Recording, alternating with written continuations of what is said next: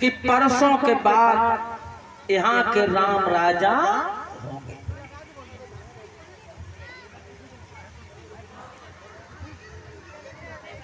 कि कई की दासी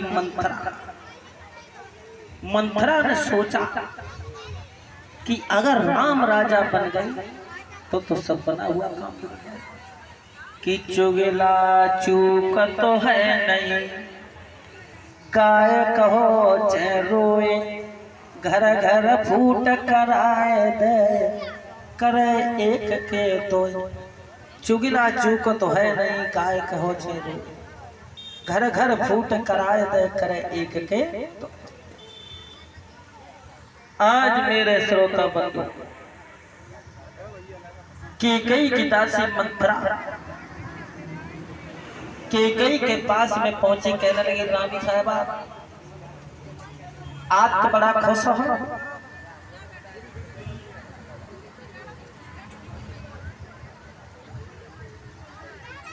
कि यहाँ के राम राजा बने। हाँ, अरे कल के बाद हमारे तुम्हारे बीच में राम राजा होंगे, राम राजा होंगे। और राजा तो तुम्हारा बेटा होना चाहिए, लेकिन तुम्हारा पुत्र घर पे भी नहीं है, वो तो ननिहाल में है। कैकेयी अगर राम राजा बन गया तो तुम्हारे पुत्र की कोई कदर नहीं।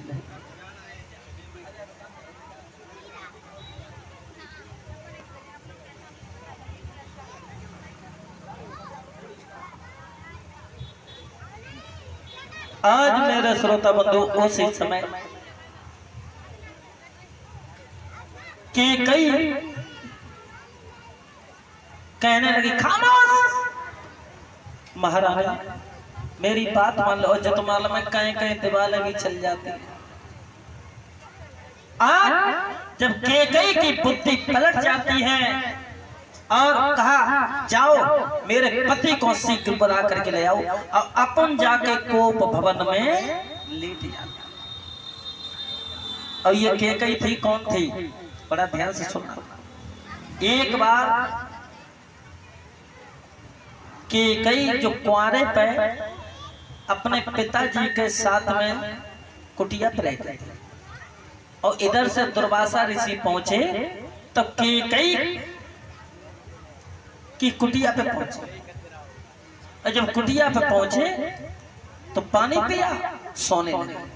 कैकेयी उन पे हवा करने लगे तो उन्होंने सोचा लाओ इनको वरदान दे कि कैकेयी जौन हाथ से तू हवा कर रही है वो हाथ तेरा वज्र का हो जाए।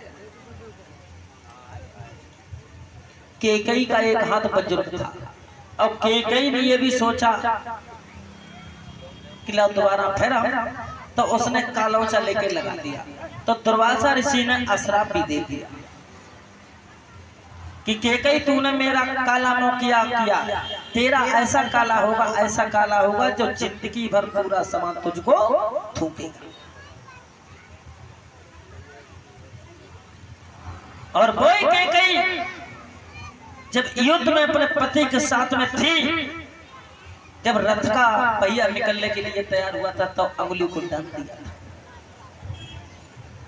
तो दशरथ जब विजय प्राप्त हो गए थे तो कहा रानी कुछ मांगो, तो कहा अभी नहीं, मौका लगेगा तब मांगो। आज कैकेयी की बुद्धि पलट जाती है और बोले कि अरे मेरी बहना बहना दरबार को जाइए, सजने निकलते निकलिए।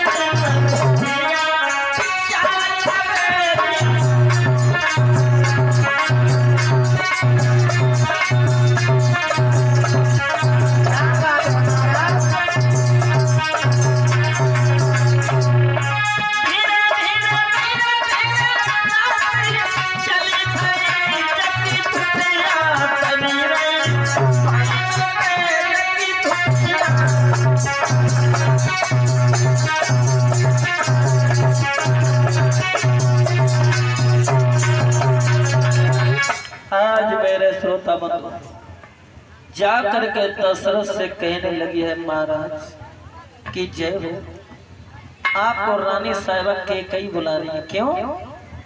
उनसे कह देना हम आएंगे। नहीं है, अभी बुला रही है। उनसे कह देना हम शाम को, क्योंकि तैयारियां हो रही हैं, परसों राम राजा बनेंगे, मेरे साथ में चलो। ये जब शब्दों को सुना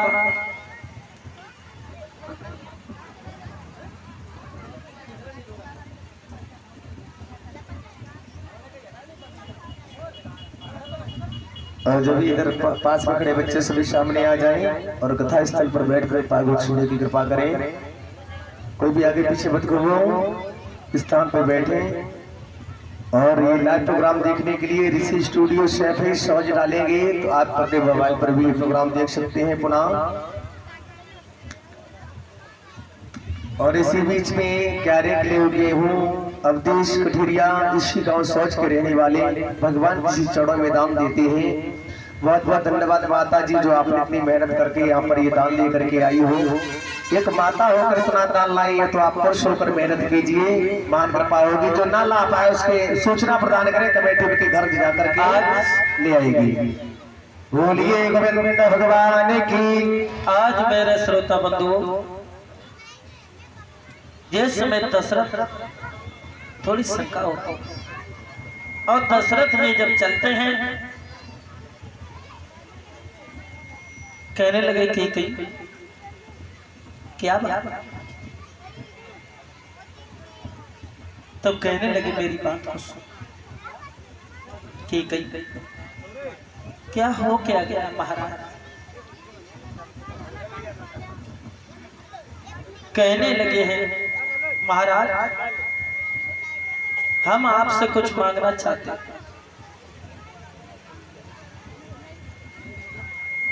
प्रसाद ले लो।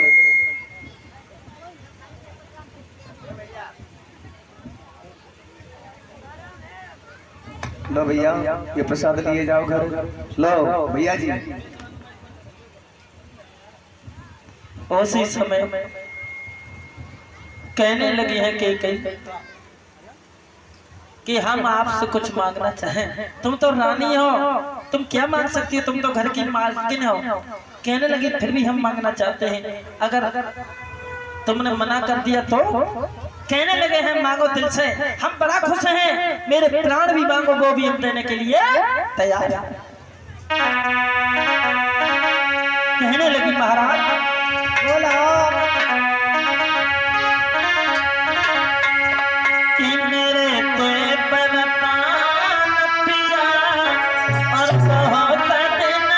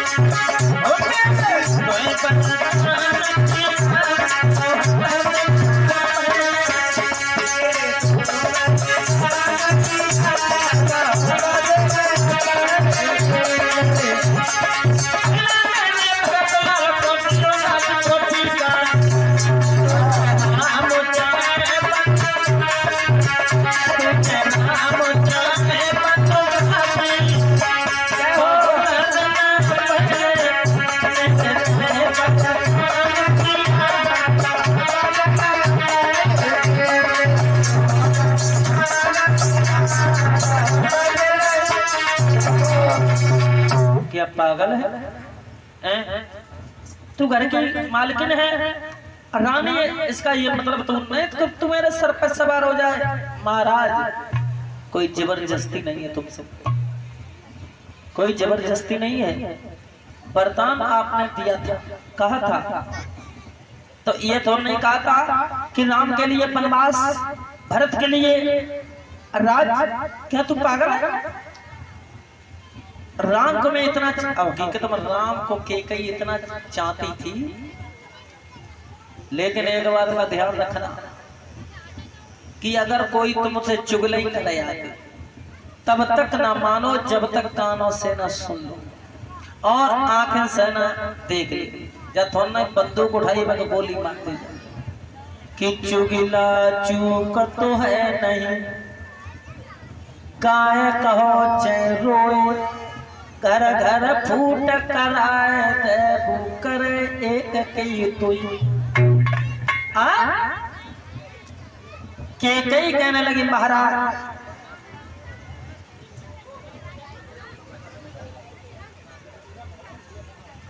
आठ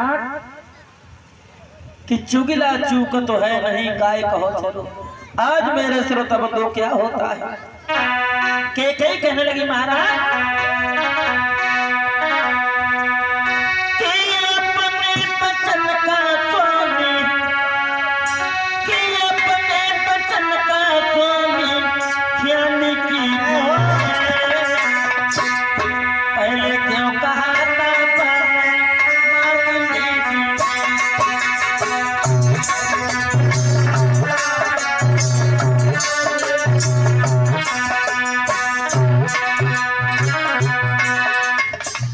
आज की गई कहने लगी महाराज उस दिन की याद करो जब दलदल में पहिया फंस गया था, तब मैंने विजय प्राप्त करवाई थी।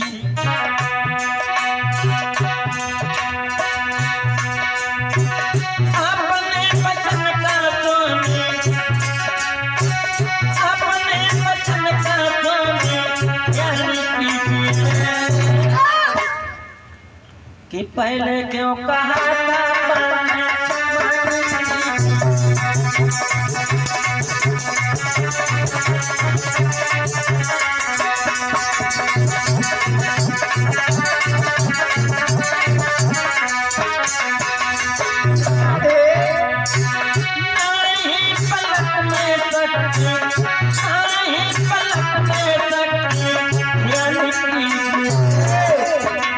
पहले क्यों कहा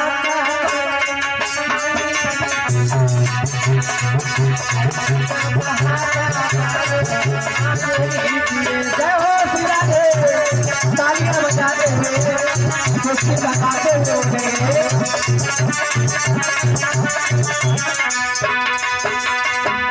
अगर नहीं देना चाहते तो मना कर दो। दशरथ कहने लगे मालूम पड़ता है कि कई की खोपड़ी बदल। अब कई को थोड़ा रविंद्र घमंड था। अब दो इंसानों से बच के रहे, एक घमंड वाले से, एक झूठ बोलने वाले से।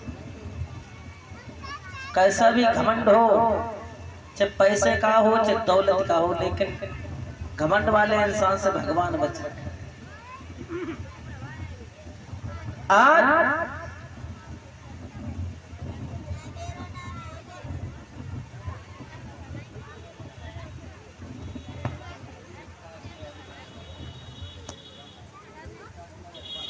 उसी समय आज मेरे श्रोता बंधुओं कहने लगे हैं ले वरदान भी ले, तू प्राण भी ले, सब कुछ ले। और दशरथ पछाड़ खा के गिर पड़े और राम जैसे ही आई कहने लगे कि कई माँ मेरे पिताजी को क्या हो गया? कुछ नहीं, इन पर थोड़ा मेरा कर्जा बाकी था, वो बेटा स्टैंड लेके आओ, ऐसे काम चलेगा। आज है तैसी है। और जो हमारे 5 चैनल इसमें चल रहे हैं, आपकी आशीर्वाद है। मैंने जिंदगी में कभी सोचा भी नहीं था कि आपके बीच में चिल्लाई। ज्यादा पढ़ाई भी नहीं है, उस गरीबी मैंने BA फाइनल की थी, बता नहीं सकता हूँ। बस अब तो घर घर की रोटी बनी है किस्मत में, तो मांग मांग जाच भैया गुजर कर रहे हैं। बोलिए सच्चिदानंद भगवान की। आज मेरे श्रोता बंधु जिस समय जब कहने लगे हैं 14 बरस के लिए तुम्हारे लिए वनवास और भरत के लिए रात, जितनी जल्दी इनकी आंखों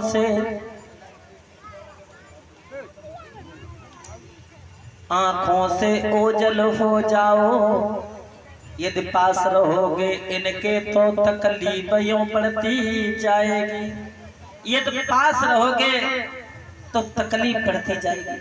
राम उसी समय गेरुआ वस्त्रों में आए। जनक नंदनी सीता कहने लगे कि बगैर पति के हम भी नहीं रहे। और आज कल लगी सीता होती तो का चाइना मरो जो जाए, जब पंखा और रिपेयर कराए जाओ तब जाओ। लेकिन धन्य है सीता। लक्ष्मण ने कहा कि भैया और भाभी जा रहे हैं तो मैं भी सेवा करने। दशरथ सोचने लगे वनवास हुआ था एक पर ये 3 रिश्तेदारी जाते हैं। मंत्री सोमंत जी को बुलाया भैया। जब मंत्री सोमंत को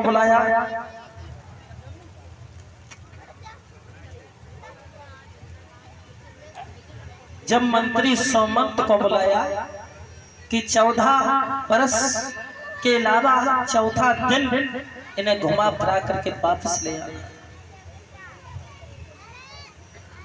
तो आप राम लक्ष्मण चलते हैं कैसे?